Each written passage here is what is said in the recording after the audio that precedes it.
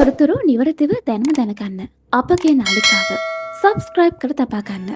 මෙන්න දැන් ලැබුණ පුවතක්.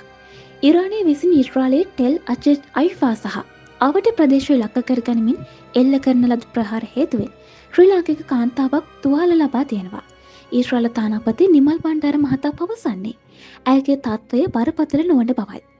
මෙලෙස තුවාල ලබා තියෙන්නේ ඊශ්‍රායලයේ බැටියම් ප්‍රදේශයේ සේවය කරන ලද ශ්‍රී ලාංකික කාන්තාවක්.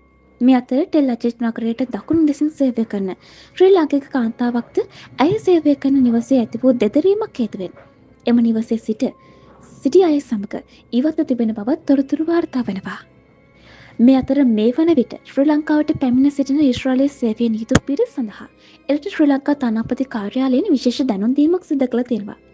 පවතින යුදමේ වාතාවරණයත් එක්ක ගුවන් තොටුපොළ වල වසා දැමීම හේතුවෙන් ඔවුන්ට යන නියමිත දිනවලදී ඊශ්‍රායලයට පැමිණීමට නොහැකි තත්ත්වයක් ඇත්නම් ඒ පිළිබඳව ඊශ්‍රායලයේ ශ්‍රී ලංකා තානාපති කාර්යාලය දැනුවත් කරන ලෙස එම දැනුම් දීමේ සඳහන්.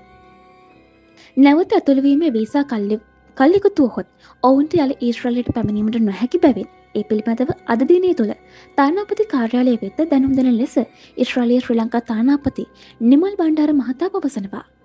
නැවත ඇතුළුවීමේ වීසා කාලය දීර්ඝ කර ගැනීම සඳහා ඊශ්‍රායල රාජ්‍යය සමග සාකච්ඡා කිරීමට බලාපොරොත්තු වන බැවින් මේ වන විට මෙරටට පැමිණ සිටින සියලු ශ්‍රී ලාංකිකයන් අද දිනේ තුල අදාළ විස්තරය 071 844 73 05 071 683 35 13 හෝ 071 97 420 95 යන දුරකථන අංක වෙත WhatsApp මාර්ගයෙන් යොමු කරන ලෙස දැනුම් දෙන බව ඊශ්‍රායලයේ ශ්‍රී ලංකා තානාපති නිමල් බණ්ඩාර මහතා වැඩිදුරටත් තොරතුරු සඳහන් කර සිටියා.